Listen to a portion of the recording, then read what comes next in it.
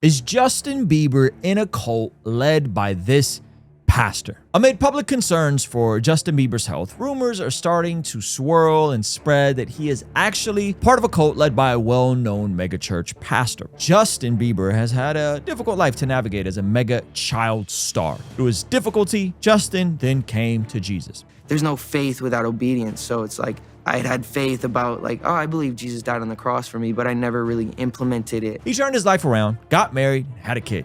Yet, in a recent turn of events, many Christians and fans are worried about how he's doing. With public appearances where he's looked unwell to video clips of him acting and moving odd, speculation has risen that he's back on. With countless articles and videos closely following this story, many people are reading into what they believe is going on. Some say this is definitely the repercussions of interactions with Diddy, as the Diddy trial is happening right now.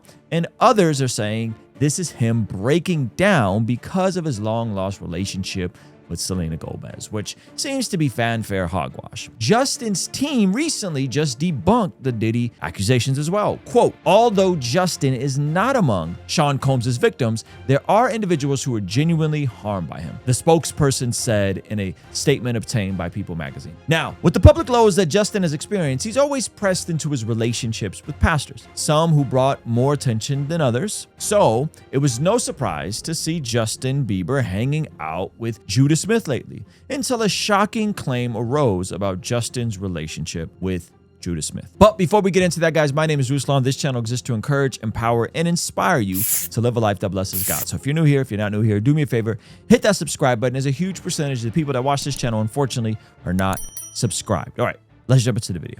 Okay, so the specific accusations that Justin Bieber is in a specific cult are coming from a new documentary that's made by TMZ that's on Hulu. We're going to engage in the specific claims, what their smoking gun is, and overall, is Church Home and Judah Smith a cult? Okay, now I'm speaking at this from the perspective of not someone that knows Justin or has anything to do with him, but I have met Judah Smith before, and I have been to Church Home, and I have seen Justin Bieber there in person. So let's first look at some of the claims that are being made by this new docuseries and Judah's response to some of this. Check this out. Let's be honest, the people who get cut out of Justin's life are pointing a finger at Judah, saying that there's something that he's saying, doing with Justin that makes Justin not trust all these people who've been around him and helped him in his career and personally up to this point. Well, cut to the chase.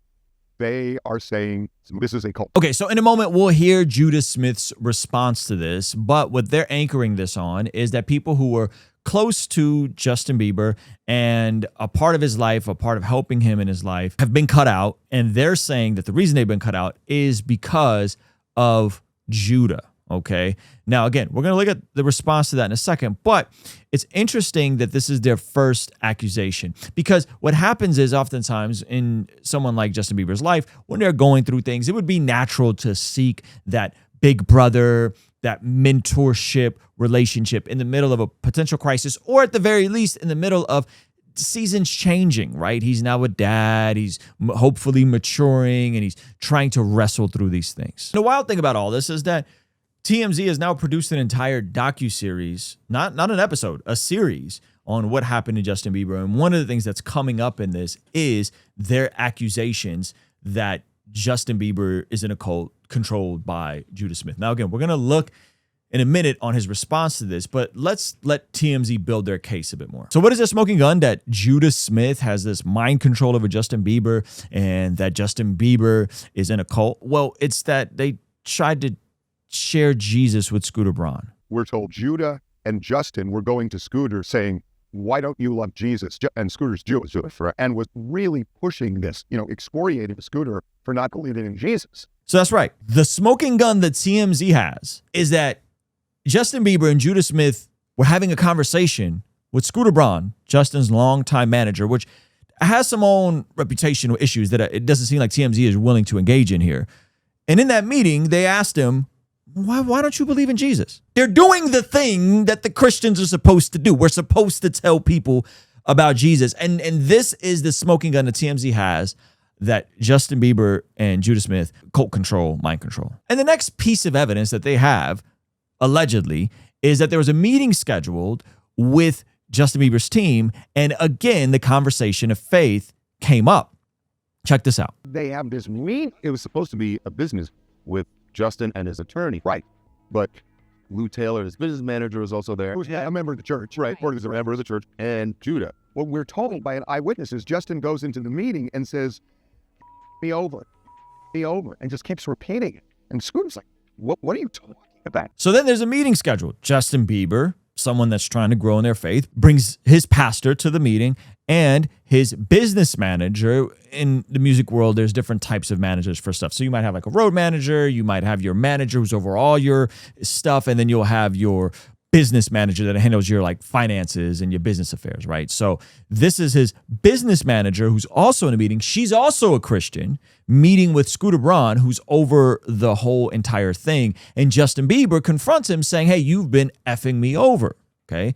Now, again, not advocating or condoning his use of profanity, but it's interesting when you consider this being a smoking gun, when the reality is it seems like Justin Bieber has been under the same contract with Scooter Braun since he was a teenager, a contract in the music industry known as a 360 deal, where Scooter Braun gets a percentage, I think a fairly reasonably sized percentage, of every single thing that Justin Bieber earns. And another thing about Scooter Braun is this is the same dude who bought Taylor Swift's masters from underneath her after she was able to buy them herself and didn't want to sell her masters back to her. The masters are the recording rights to someone's catalog. This then forced Taylor Swift to publicly call out Scooter Braun, say that this sort of stuff was shady, and eventually re-record all of her early albums to be able to get the rights back. And this was a big debacle several years ago. Now, I'm not saying Taylor Swift is without her own flaws, but it's just an interesting thing that this is the type of dude that Scooter Braun is. And so these two things that happened, them wanting to share Jesus with Scooter Braun, them confronting Scooter Braun about some questionable business practices. Now, maybe he wasn't legally stealing with him, but Justin maybe didn't want to remain in the contract that he had been in for almost 20 years, is how TMZ is framing that he has to be under the mind control of Judah Smith. Check this out. I mean, it ain't hard to decode this, that somebody was in his ear. And it sounds like Judah and maybe Lou Taylor are in his ear saying, Scooter's stealing money from you. Why were they going after Scooter this way? We have eyewitnesses here. And the words from Lou Taylor were, I am also a woman of the cloth and the ministry. Justin can forgive you, but he can't move forward with a relationship with you. Sounds like Justin Bieber's maturing now as a father and as a husband, is taking a look at the type of business arrangements he has with people he's always worked with and saying, I don't want to be in business with this dude Scooter Braun anymore. He doesn't align with my values. Maybe he's getting a cut that's too high. Maybe he's getting a cut of too many things. And is it possible that this is the reason that Justin Bieber has seemingly been going through whatever it is he's going through in the public with his appearances and these allegations that he's doing drugs? Maybe he's just stressed out because he wants to get out of a bad contract with someone. In a moment, we're going to let Judah Smith respond to this, and I'll give you guys some more of my own thoughts on Judah. But here's the final nail in the coffin of what TMZ claims is evidence that Justin Bieber is in a cult. This is by far the most fascinating one. Check this out. How's his business manager saying that? The best man at his wedding, one of his closest friends, Ryan Good, we're told is Justin and Judah go up to Ryan one day and they start like grilling him on his sex and dating life. Ryan, from what we're told, he felt that it was invasive and it really turned him off from the church. And we're told that Judah, not Justin. Did you? Well, yeah. So him and Judah completely broke off. And we're told this is when Ryan started to feel like church home was a cult. Yeah. That's when he started using the cult word. And Justin cut him off. Justin just cut Ryan out of his life. Okay, so Justin's best man in his wedding is having a conversation with Justin and Judah, and his sexual immorality comes up. All right, now again, I think Justin needs to stop smoking weed. I think he's really dabbling with some things that aren't good for him. But this is Justin and his pastor having a conversation with his best friend, or at least the best man in his wedding, about his own sexual life. Now, Justin is married now. He's a one-woman man, and he's concerned for his friend who perhaps is being promiscuous, perhaps is breaking women's hearts, perhaps is having too many casual encounters. I don't know. And they're concerned for him, and they're having this conversation. This is what leads his best friend Ryan to start using the title cult. This reminds me of every single dude in youth group who is boning chicks that he shouldn't be boning, and then gets confronted by the pastor and his friends and says, this is spiritual abuse. You're controlling me. How dare you tell me that I have to live by a biblical standard? Now, to Ryan's credit, maybe that's not what happened. Maybe Ryan's not a Christian, but he seemingly was around Church Home, and Church Home is a Christian church, and Christians believe that all sexual contact outside of marriage is sinful. So what we really have is a pastor and a Christian who's struggling and trying to go closer to Jesus and reevaluate his own community, asking and challenging his friends to walk more like Jesus in their sexual ethics. By the way, that's Rich Wilkinson, pastor of VOO Church in Miami, not Ryan. You'd think the TMZ with the big budgets would be able to figure this sort of thing out. Now, let's let Judah Smith respond to this the way he sees fit. And then I'll give you guys some of my own personal thoughts of interacting with Judah and having a few mutual friends. Okay, so this was posted on Judah Smith's Instagram. This is him responding to some of the situation. Let's take a look. I'm not going to lie to you. This was a first for me. I got out of my car and was immediately surrounded by paparazzi. That's a first for me. And I was like, no, guys, my friend's not here. All of a sudden, this nice lady with her camera, turned on her camera, she goes, so is this a cult or not? And I was like, oh, my word. I wasn't expecting that question. So, guys, if you could bring the snakes out. We got some blood. All right, Judah, you can't start saying these things. People are recording you right now. I'm looking at Jason. He's like, this is not good PR. But, yeah, that's a first for me. I didn't tell them I was going to do this, but like if we're a cult, we're the worst cult in histories of all cults. We meet once a month, guys. Like, I stopped doing this every Wednesday. You know, we got to get better at this. So I don't know of a lot of cults that meet once a month. All right. And again, I've been to Church Home when they used to meet every Wednesday. I actually brought a family member there on a Wednesday who was living in the area, and they preached the gospel. They preached from the word of God. I think it was actually going through the book of Ephesians, and Judah Smith preached like the whole chapter of Ephesians 1. Every time I've been there, Justin Bieber's been there. I haven't been there a bunch of times, maybe 3 or 4 times. This is a while ago. And this is regular church. Now, my disagreements with Judah is actually not that he's a cult. It's actually that he's moved further and further away from any sort of regular church structure where you gather on the first day of the week, which Paul in Corinthians encourages Christians to do. And they've gone to this more model where they meet once a month in person in LA, and then it's like these virtual micro sites all over their Church Home app. So believe it or not, my critique for Judah wouldn't be that he's too authoritarian. It would be the opposite. He's gone the other direction. They don't meet enough. He's not more direct and harsher against preaching against sin specifically, right? He's gone away from building a massive mega church and having a ton of properties in the Pacific Northwest, and then coming down to LA and probably being a little too synchronistic in my flavor, where it's blending a little bit too much with the culture and too much with the world, and not enough of being peculiar and being distinguished. Okay. And so that's kind of my critique towards Judah. Now, again, I don't think that this disqualifies him or makes him a bad guy. I think God's still using him clearly in Justin Bieber's life to some degree. Now, I don't know how their interactions are, what he is and isn't being taught, but I love that Justin is doing his best to incorporate his pastor into whatever it is he's dealing with, including his business arrangements. Now, in a moment, we're going to take a flashback several years ago where Justin actually brought Judah Smith on stage at some big event he was doing to preach the gospel. But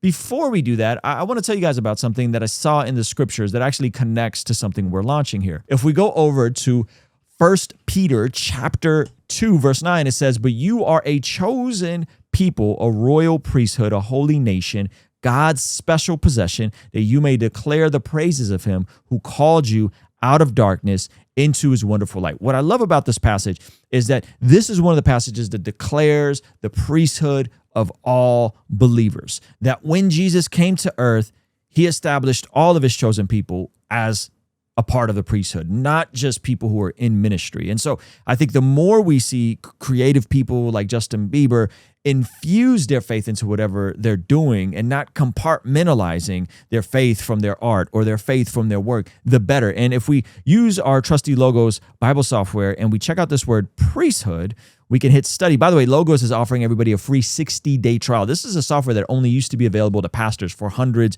or thousands of dollars. Now it's available to everybody for like 12 bucks a month. And if you hit the link in the bio, you can get a free 60-day trial. But if we hit this word priesthood, we hit study, and you start seeing the meaning of this word, right? Which is pretty straightforward. Here's the Greek. Yaratema. Haratema. Okay. And I love diving deeper into the Logos software and seeing how this word is used to describe the high priest, the chief priest, right? And the interesting part is we don't see this word used a whole lot in the New Testament. And so if we go back here to this verse, and then we could right click right under word possession, hit this word, and we'll see that this is parallel to something that Paul actually writes in Titus chapter 2, verse 14, right? Who says, who gave himself for us to redeem us from all wickedness and to purify for himself a people that are his very own, eager to do what is good. And that is exactly the theme of our new collection, right? Because we are a royal priesthood, we become the priests, providers, and protectors of our homes and what God has entrusted us with. And what that looks like is what we see in 1 Peter, but also what we see in Titus chapter 2, verse 14, gave himself for us to redeem us from wickedness and to purify for himself a people that are his very own, eager to do what is good. And this is the exact theme of our priest provider protection collection that just dropped and is on sale for Father's Day. So we have my Occupy Till I Come 60-day devotional for only 22 bucks. That's a devotional and journal with custom prompts every single day. And some of the pieces from the collection, like this priest provider protector, a whole collaboration with my buddy Sword and Pencil from Josh Nadeau, all the different elements to symbolize this concept. You could also get the shirt that I have on, which is the Angel oversized shirt. It's more of a baggy, loose fit, more of a off black kind of color. We have several different hoodie options, including a $44 hoodie that we were able to bring the price down for you guys, as well as all of the individual logos for priest, provider, protector, some long sleeves, and pretty dope canvas print, as well as a puzzle you could do with the whole family. So go to blessgod.shop, hit the link below. It's available for only 18 more days. One of our biggest sales ever. Now check out this moment from 3 or 4 years ago when Justin Bieber brought Judah Smith on stage and Judah preached the gospel.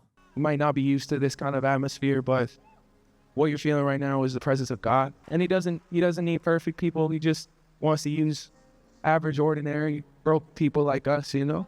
Justin is saying God doesn't need perfect people. He's able to use broken and ordinary people just like us, identifying himself as also broken and in need of a savior. I'm going to have my brother who's also changed my life. His name is Judah Smith. I want him to share a little bit about what's changed my life. I want Jesus. You don't have to want Jesus. That's not what this is about. But wouldn't it be untruthful of us to stand on this stage, this extraordinary, my brother and my friend, you have watched his journey. The nations have watched this man's life since he was 14 years old. We've been brothers for a long time. But this miracle you see sitting in front of you, this was not the doing of any person or mere therapy, and therapy is important. But I am telling you, this man's life has been saved and transformed, not by religion, dogma, doctrine, church services, conferences, or retreats. It has been the person of Jesus, the resurrection and the life. And we are officially in love. So that's a pretty beautiful moment. Justin Bieber, Judah Smith, and Judah Smith saying that, hey, Justin's life has been saved because of the person of Jesus, not because of a pastor, not because of a church. There's a ton of critique about Justin and Judah. There's areas that Justin needs to grow in. I think he would admit that. But this notion that they're a cult and he's being controlled by Judah Smith because he wants his Jewish friends to know Jesus, or because he wants his friend who is going to church but perhaps being sexually immoral to not be sexually immoral, or perhaps because he's reevaluating his business relationships and what arrangements serve him in this new season that he's in as a husband, as a father. I think TMZ is grasping for straws here. I think this is extremely out of pocket, and because of some of Justin's public behaviors that have been going on, they're thinking that this is somehow connected to his faith. And if anything, his faith is probably what's helping him be more anchored and not fully unravel despite whatever it is that he's going through. So hopefully you saw this video as fair. Hopefully if Justin himself or Judah watched this video, they didn't feel like I was being too harsh, but I was being truthful. And I think that this is an interesting time to be alive. It's a super interesting time to be alive because, in my opinion, the gold standard of how to properly contextualize the gospel in culture without watering it down is kind of being set right now.